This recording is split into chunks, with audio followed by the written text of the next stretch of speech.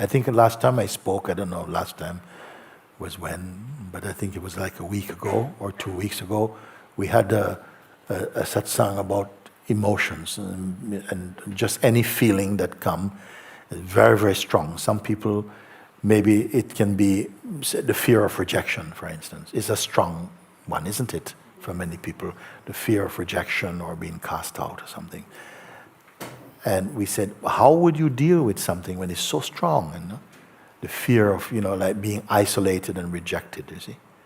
And how will you deal? Well, you will deal with it in as much the same way as any other kind of thing that is troubling you, you see?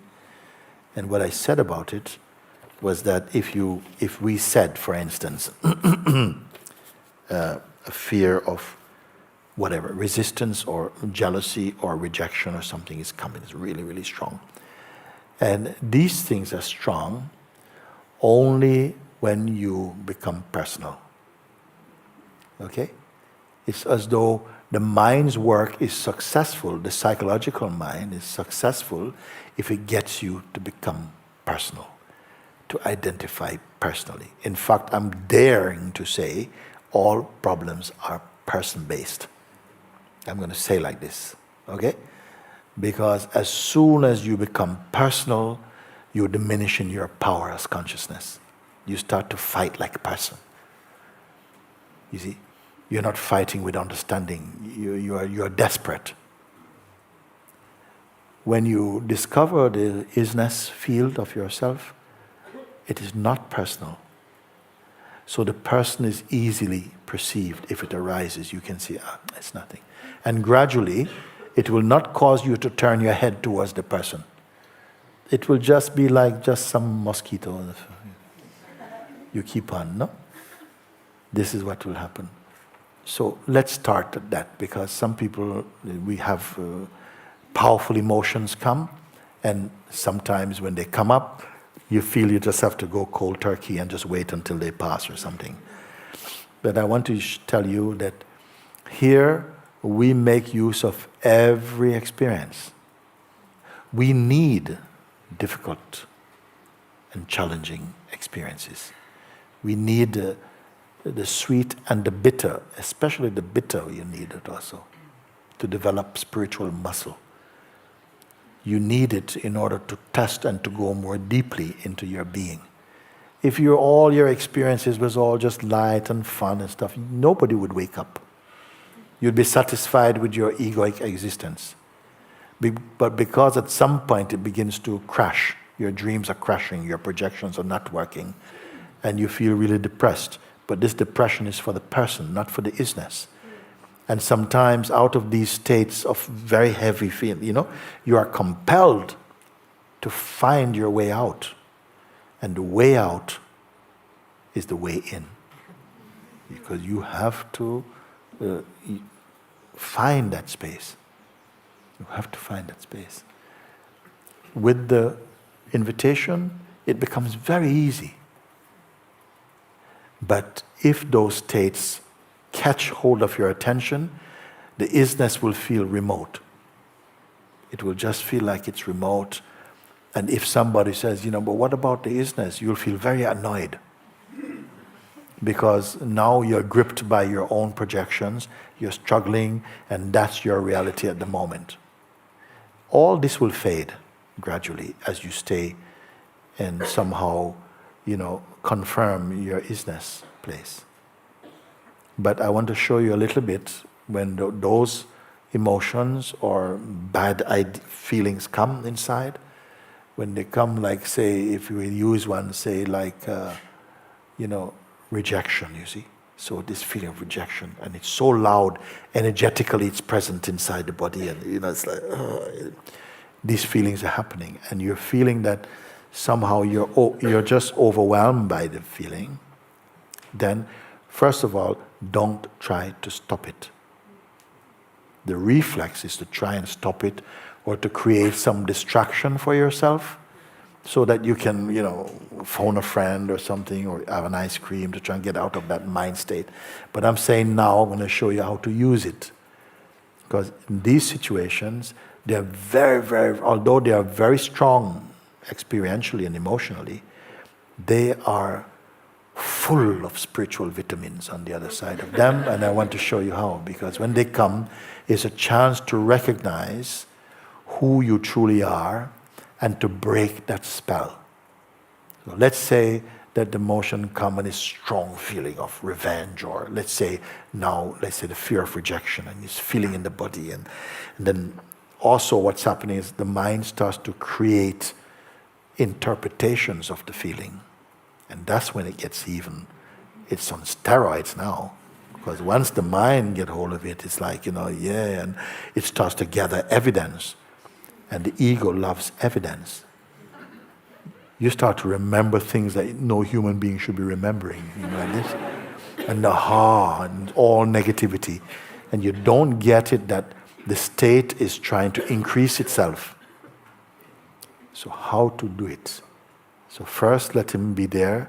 If you don't try to fight, then your powers to observe will increase. You understand? If you fight, you're in. You've logged in, so you're in. And you're not able to observe. You're too identified. So you simply let the feeling go, they're there, and just allow it to manifest in the body. It's manifesting. And just by not fighting, you come to see that you are experiencing sensations. You are experiencing something that is visiting the body, and at some point it will leave. You know that. But while it's there, you're not trying to push it. The natural instinct is to try and get rid of it. But you're being shown, just let it be there first, no? And then in your own time, put this question, so what is the message inside the feeling? Try and understand, what is it saying? And if you want, you can write it down. It's saying that, nobody appreciates you. That hurts, oh God. And it's not the first time that you have noticed it. So you write them down. And even your mom. Put it all down. Does it right? Okay? Okay. You put it down. You have understood what the message is. No? Now you find out who is it impacting upon? Who is suffering it? Okay? Now the reflex answer, it's me. Why bother go through all of this of finding out? It's me. But no, we have to go more. Identify precisely, is the one who is suffering it, can it be tangibly recognized? Okay? Can it be identified? Okay? Still, big tsunami. Can you do this? Yes, you can. Okay? Just let it happen. Don't waste energy trying to fight. You're just looking. And that's different. Now find out, can it be identified? The sufferer here. The suffering we know, the feeling, but let the feeling identify the sufferer of it. So you must do this. Don't say, I know the answer. That does not work. You must experience the answer. Okay? So you say, can they feel that? And this resistance is like, I don't have time to try and look into who is suffering. But that's also another thought you're observing, no?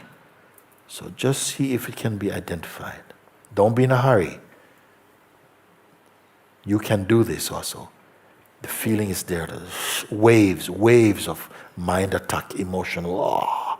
But there's a seeing that's present, a capacity to look. Can the sufferer be found? And some intelligence inside you begin to scan to see if it can find or identify the suffering entity. Because if there is identity, it implies an I entity. Can the entity be found? So don't imagine, just look. Use the emotions. Oh, something wants to say, I can't bear this. Who is speaking? Who is speaking that? Can it be found? You see? And as you look and keep the looking going, even in the face of the screaming apparent one, at some point, if you keep it up, something will either do like this, like suddenly it seems to vanish. But don't start to celebrate just yet. Okay? Because something wants to go, oh God, thank you, Jesus. Oh, God. My God. No, just stay where you are and invite it back. Okay? Invite him back. Where are you gone?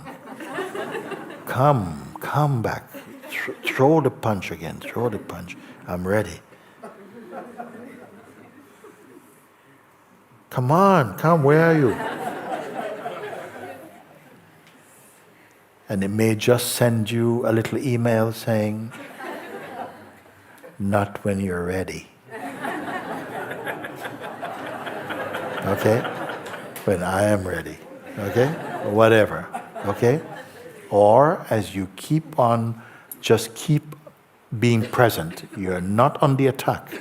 You're just firm in the place of the weakness.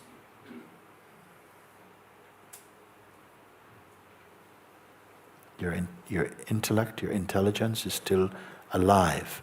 The feeling is in the body. Don't put so much meaning to that. The body is made to take such feelings. It can take them. If it can take whatever else, it can take this feeling. Okay? It will pass. Look. But your intelligence begins to scan, to try and find, identify. There's suffering, there must be a sufferer. Just do the looking. Don't create a sufferer. Just see if it can be found.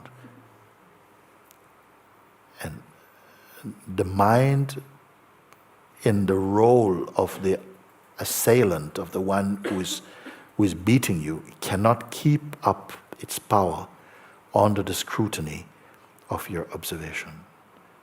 And it will either collapse like this, and you feel spaciousness again, or as you keep looking, this happens like,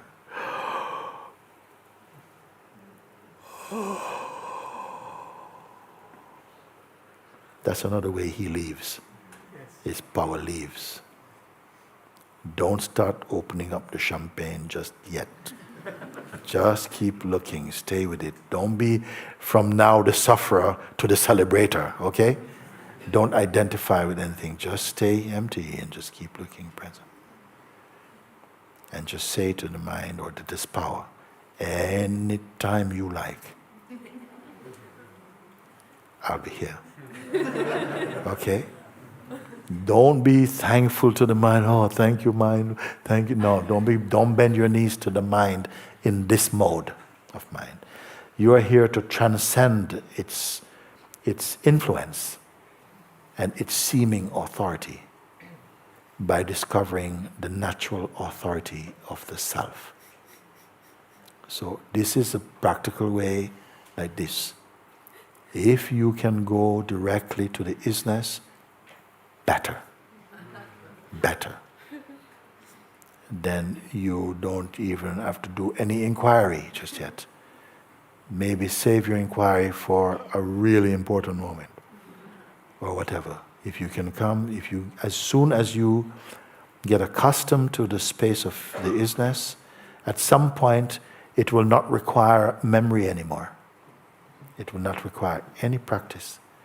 It will be your natural climate. Whatever happens, like I gave example before, it's like if you caught the flu for 3 weeks or something like that, then whatever you do in that 3 weeks is happening in the flu state, isn't it?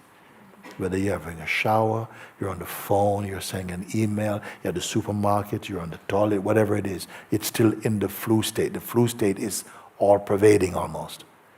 In the same way, Everything that arises in you, every action that takes place, even the functioning of perception, is taking place in the isness. You understand that, isn't it? And it becomes so natural for you. Don't talk about it with anybody, not yet. Just be loyal to it. It is not personal. It is much greater than any person. You see? You're going back into your original state. And it is a delightful homecoming. It is a tremendously empowering rediscovering. You see? So just keep staying with it. Now and again the mind will come. Something may happen, which may just be any ordinary thing, but the mind will claim it or something. Or you will think, oh, it's my mind again. And sometimes you are making up the mind. Sometimes mind has got nothing to do with it. You say, oh, my mind is in my mind. Ah, did you call? Okay, yeah, whatever, you know. So just, you will also get used to not keep saying, oh, my mind, my mind, my mind. You don't have a mind. It's just like you have the air, universal air. You breathe it in. You say, my breath. Where is it? Where's your breath? Can you find it again? We cannot find it. So it is just habit. It is just culture, human culture, the way that language works, the way that duality works. It is simple like that. So all this is going to start to become much, much lighter, because the most heavy experience you can have in life is to experience life as a person. Yes. You see? And I feel the world, the human kingdom, is suffering from person poison. Too much personality, you, me, this, I don't like them, I don't like that. The isness is not like that. From the isness is universal love. It makes no distinction, oh, you're not like this, I like you. It has no type. Just like the sky has no favorite clouds. The isness has no favorite way, favorite thoughts, favorite way to be. It makes everything divine. Okay? So, let me see if I can try another one and see what happened here. This one is nice and short. No?